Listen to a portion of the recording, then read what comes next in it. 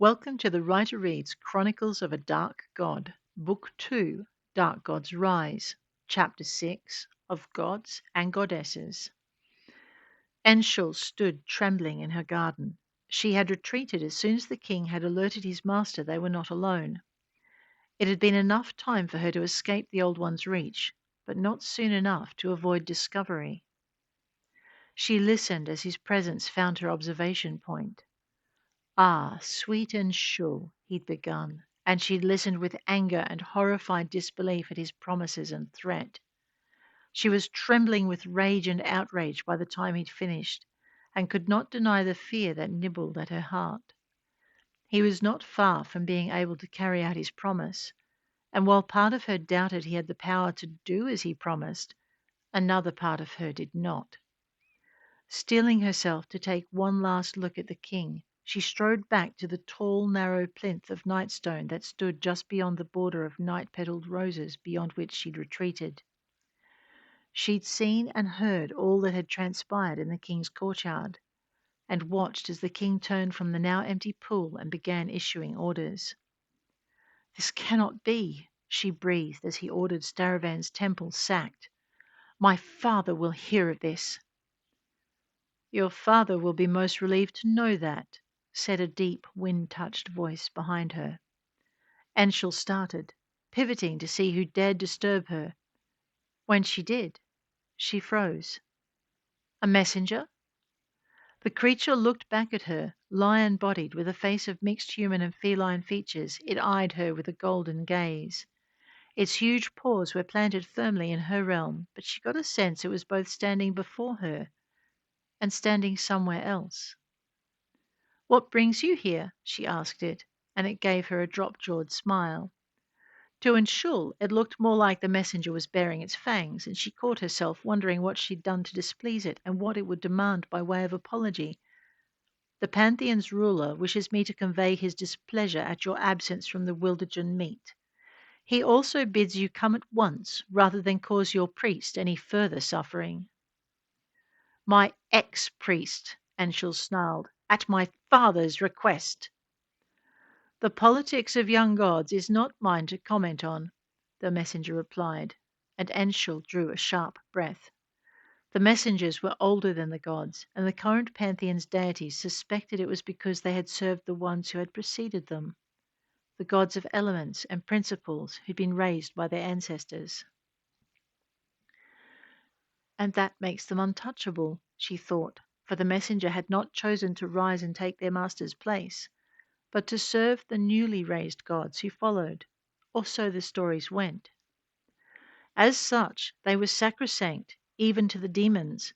If a messenger was harmed, the gods and demons banded together to put certain steps into effect. The offender was stripped of their power but allowed to survive, whether they wanted to or not. "What message do you bring?" Enshul demanded. The messenger cocked its head, and she swore it looked amused. "Your father, the Lord Staravan, sends his displeasure at your absence from the Wildejun exchange. Your presence is required to release your priest into his keeping, and he bids you allow me to escort you to the gathering once this message is delivered." "Romar Philameth is no priest of mine," Enshul snarled, "and my permission is already given. My presence is not required. My father can take him whenever he desires." The messenger flared its wings before folding them once more along its spine. "Daughter of the gods, you know that is not how these things work," it said firmly. "Your father requests you stand by your priest during his exchange and instructs you to accompany me now." Judging by the wrinkle of its brow, the creature clearly worried about her anger, but it was just as clear that a fear of her temper would not keep him from his errand. Enshul studied his face, then gave an abrupt nod. Lifting her chin, she stepped toward him. "Let us go, then," she commanded. "We must not keep my father waiting." The last was delivered with a hint of mischief, but the messenger caught the faint ripple of unease beneath her words, as well as the faint scent of fear or distress as she approached. Without asking the cause of either, he led her from her garden to the edge of her realm, and there he bent his foreleg and stretched a wing so she could mount. Enshul accepted the offered step and slid carefully onto his back, settling just behind his shoulders. As soon as he was sure she was securely balanced, the messenger launched himself into the darkness that separated her realm from the others. It was akin to flying through a sea of ice, and nebulous clouds drifted past in multicolored puffs. Looking around, Enshul noted the scarlet glow of the lands to which the elemental gods of fire were said to have retired. A sapphire gleam drew her eyes to the realms of the elemental gods of water, and she wondered if she might one day explore them. As far as she knew, those lands were empty, yet tonight they seemed to glow with renewed life, and it looked like they were expanding. Unsure what that might mean, Enshul didn't let it distract her from the news she carried, that a dark god was rising and represented a threat to them all. Unaware of her thoughts, the messenger took her silence as a request for silence of his own, carrying her unspeaking to the mortal plane. As worrying as her thoughts were, Enshul monitored their progress and kept a watchful eye on their surroundings. Just because the darkness provided a barrier between the floating realms, there was no reason to believe it was empty or safe from threat. She kept that sense of watchfulness as the messenger glided through the barrier to land within the Wildejun temple proper. His claws clicked on the temple's stone floor, bringing him to a halt behind Enshul's worried-looking priest. Seeing his fear that she would not come, and the way he held it at bay with a strong belief that she would not shame her order so, Enshul slid from the messenger's shoulders and danced the few steps required to bring her to the man's back. "Naravi," she whispered, slipping her hands over his shoulders. "Do not fear. I will not shame you." It was a lie, or it had been until she'd seen Naravi's shaking faith and the desperate way he clung to the belief that his goddess would honor a priest who'd served her faithfully and not force him into the service of another without a proper farewell, that she would not abandon him. Stepping around him, she felt the weight of her father's stare and glanced up to catch his eyes. He greeted that gesture with a stern stare, his lips compressed in a thin line of disapproval. She flicked her gaze to the gathered priests in a reminder they were not alone. It was a warning he heeded, if his almost imperceptible nod was anything to go by. The messenger moved around her, making a brief bow before Staravan. "Your message was delivered, and she has come," he informed the Lord of Gods, pausing before adding, "and she brings important news." Staravan inclined his head in acknowledgement. "Thank you for your service," he told it. "We are honored by your gift of time." The messenger bowed again, more deeply this time, and then it faded from view, phasing out of the mortal reality to the realm of the gods. "My lord." From her hiding place beneath the brazier, Brianda studied the tall goddess who'd come to stand behind Enshul's priest. She saw the deity dance forward and whisper something in the priest's ear. She also saw the slight shiver that ran through the man's form as the goddess finished speaking and stepped past to confront her father. The look that passed between them spoke louder than the creature announcing her arrival. As it bowed and vanished, Enshul stepped forward. "Father?" "Enshul, my daughter, I have news of the king." The goddess's words rippled through the room, and the priests stilled. "Tell me," Staravan instructed. The goddess bowed her head, and her reply was silent. But Brianda swore she felt the goddess speaking. It was the faintest sensation of noise within her head, with no discernible words or meaning. But she was sure it was Enshul relaying something of great import to her father. It was unpleasant, scraping through her ears and setting her teeth on edge. She cowered back in her niche, covering her ears with her hands in an attempt to block the noise, but keeping her eyes on where the two deities faced each other. The unpleasant sensation continued, but still nothing of the goddess's news reached her. "The king has sent troops to sack this temple," Enshul stated, aware of the rogue's curious gaze. Staravan showed no sign he'd noticed Brianda's attention when he replied, "Are you sure?" Enshul dipped her chin. I am sure. He is an ancient power, as we know, and he ordered the king to sack the temple and bring all within it to his temple for sacrifice. She paused as Staravan's fists curled. He particularly desires the wizardess and her apprentices, but I could not divine why, she continued. He ordered they take all within the temple walls, and any who came to the temple's defence. But if the king is in Toromar, how did he speak with soldiers near enough to attack tonight? Staravan asked. His deity gave him the ability to fast speak to the captain leading his forces. They will be here by nightfall, Enshul told him. For true? Staravan asked, not really requiring a reply. Enshul responded anyway. Father, he has ordered your temples in Toromar sacked. Your priests will walk with me once their ordeal is over, Staravan answered firmly, although pain flitted briefly across his face. He took a deep breath, the rise and fall of his shoulders obvious to those gathered in the temple proper. We must complete this exchange quickly, then. The balance must be maintained. And the others agree? Anshul demanded. I must give him up. A quiver of disappointment ran through her tones, but the sharp nods from the other deities was a unanimous agreement she could not deny, and she momentarily sagged. Very well.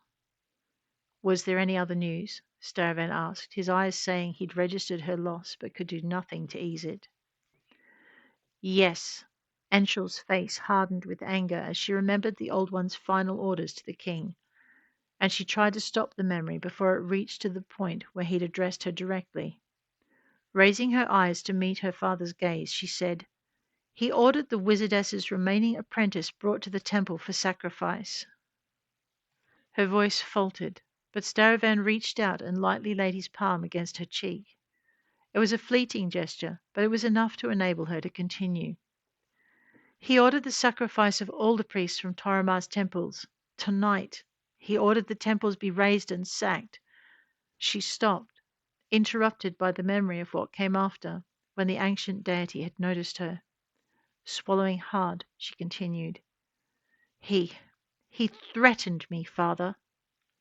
Stepping away from him, she met his eyes with a fierce gaze. I will destroy him for that. And I will help you, Staravan promised. But first, he indicated the waiting priests. From her hiding place, Brianda watched the priests as they watched the goddess and her father. Whatever they discussed, it infuriated and grieved them by turn. But when Staravan gestured toward her master, Enshul's voice rang clearly through the hall. I await the ceremony start, my lord. Roma remained on his knees, his head bowed but his body tense. If he feared what was about to happen, he didn't show it. At Enshul's words, Staravan inclined his head and stepped forward. As he moved, Enshul retreated to stand behind her priest, and the king of gods beckoned for his own priest to step forward. Roma didn't move, but Brianda thought she saw him flinch as the goddess passed. Staravan came to a halt before him, extending a hand in a silent offer of help.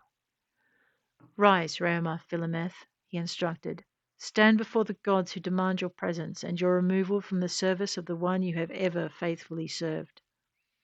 Roma rose, trembling, his hood slipping from his head, revealing his bestial features and blue-stained hair. A gasp rose from the priests nearest as they realized what he was, and several hands were raised to cast defensive spells. Steel rasped from one side of the hall. Kavarag! It was more a curse than a warning, and that combined with the sound of a blade being drawn had her uncurling, ready to leap to his defense. Enough! Staravan's voice rolled through them like thunder laced with lightning, and the priests stilled, allowing the deity to fix the man who'd drawn his sword with a commanding gaze. Brianda sank back on her heels, watching as the girl who'd been transferred from Lurani to Skarsht moved to block her companion and his blade. Be still, Skarsht ordered, and she froze, still facing her escort. The priests turned to watch them as the gods spoke. Enough, Staravan repeated, his voice edged with fatigue. We have one handover more to complete, and then we must leave this place. That's got their attention, Brianda thought, running her gaze over the crowd in an attempt to identify any threats to her master. She watched as the priests shifted their attention, moving uncertainly in their places. High Priest Ardor's upraised hand stilled them. "Hear the words of Staravan," he commanded. With a wry twist of his lips, the escort slammed his blade back into its sheath and stepped back, leaving his charge to observe from behind Skarsht and Lorani. The trio studied the Kavarag priest and the god who stood before him. When Skarsht and Lorani moved to join the Lord of Gods and his daughter, the priestess followed, causing Enshul's brow to crease with puzzlement. The creases deepened as more deities clustered around them. Toronar, Lord of Discovery, and Adriel, the problem solver. What business do they have with my master? Brianda wondered, her eyes widening when another deity joined the cluster. What interest could the goddess of magic have with my master? If the king of gods wondered the same, he did not say, merely tilted his chin in greeting and addressed the gathering. Before we begin, he stated, his voice ringing clear across the hall and waking the resting earthweird in the portico, I must warn you we have been betrayed.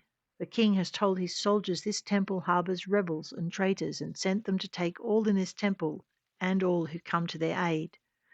And he has commanded the temple be razed to the ground. Gasps greeted this announcement, and Brianda took a long breath to keep the panic at bay and resist the urge to run. Instead, she looked to her master, not surprised to see Raomar still on his knees and still waiting for his exchange.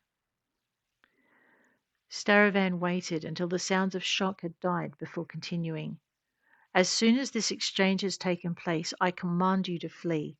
You are not to allow the townsfolk to aid you, for their lives are forfeit if they do. He looked around the gathering, meeting as many eyes as he could, as though trying to impress their owners with the gravity of their situation. Obey me, he ordered. We will defend your escape, but you must leave. Already my servants in Toromar feel the wrath of the king's words. Already they defend themselves against the foe Raomar Philemeth and his companions must defeat. He turned to his high priest. Begin the handover, he commanded, and do not tarry.